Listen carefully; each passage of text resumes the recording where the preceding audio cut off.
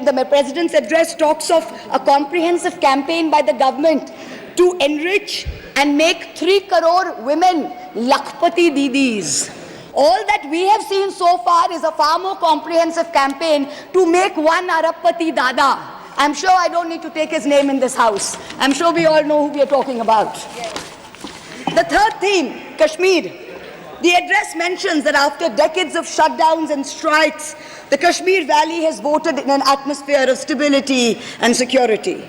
But if abrogating Section 370 was such a good idea, why did the ruling party, the BJP, not even dare to put up candidates in the 3 valley seats of Anantnag, Baramulla and Srinagar? If 370 was such a big deal and you were going to campaign on the basis of 370, you did not even dare to fight the seats. The Kashmir Valley has voted in MPs who were against your 2019 decision. You downgraded Ladakh into a union territory. You told them it was a temporary move. Today, 5 years later, the Ladakhis are still waiting. They have not got back their statehood.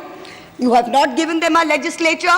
You have not included them in the 6th schedule. You have not given their demand of 2 separate seats of Leh and Kargil.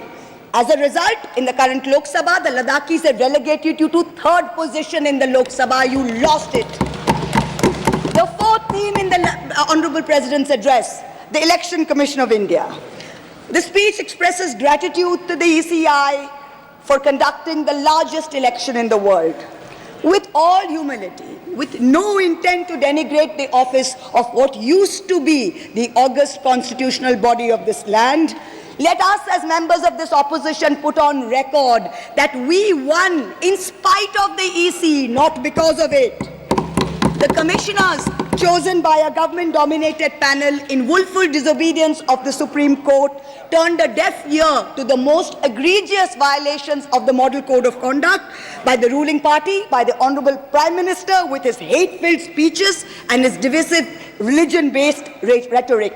This country has been ashamed and disgusted by the language used against minorities during this campaign. This election will go down in history where an eager and compliant election commission turned a blind eye and a deaf ear against the excesses of the ruling party when the MCC was in effect. Opposition leaders were arrested, party accounts were frozen, ED and CBI even came into our election offices with impunity. Ultimately, the voters took charge and they said, "Bahut ho gaya. Enough is enough."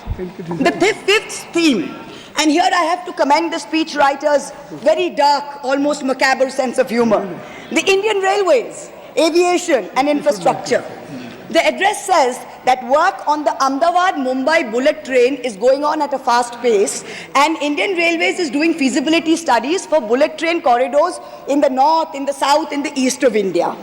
Now I'm going to ask the government a question. Why are you, Honorable Chairperson? Is this a cruel joke? You are sanctioning 1,08,000 crores. 1,08,000 crores for one single Mumbai-Ahmedabad bullet train.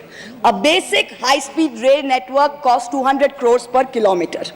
The Indian Railways is touting the Kavach anti-collision system. It's an automatic train protection system as the cheapest in the world. Says 50 lakhs per kilometer is the cost. The total rail tracks in India is roughly about 126,000 kilometers. So the cost of covering all of India with Kavach is going to be 63,000 crores. All of India's Kavach costs 63,000 and one single Ahmedabad-Mumbai bullet train costs 1,08,000. Please look at the numbers. Last June in Balasore, 3 trains collided, 296 people died. The ministry said Kavach was not operational on that route. Last week, Kanchenjunga Express collided with a goods train in New Jalpaiguri. 10 people died. Again, the ministry said Kavach is not operational on the route. The Economic Times had a survey which said at the current level of funding, it will take 50 years for all of India to be covered under Kavach. And you're telling us about bullet trains. And please don't start shouting about what it was during Nehru's time. We don't know and we don't care. False equivalences cannot take the place of real body bags. The address mentions about how India is apparently the third largest domestic aviation hub of the world. In truth, India's airports have become domestic hazard hubs. First in Jabalpur, then in Delhi, then in Rajkot. Newly constructed airports have canopies falling down, killing people. The newly constructed Rampath in Ayodhya has had 3 cave-ins in the last week. The Pragati Maidan tunnel is flooded.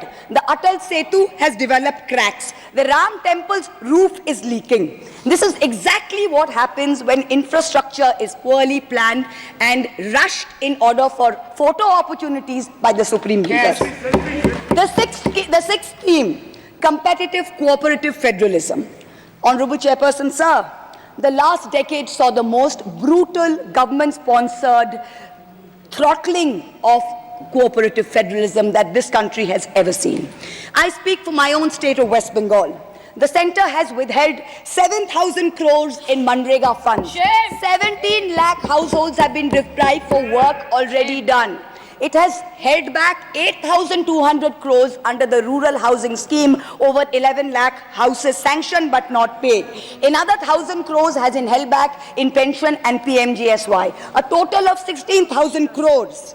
When we went to meet the rural development minister, we were dragged out by the Delhi police and bundled into prison vans. Last week, as a delegation,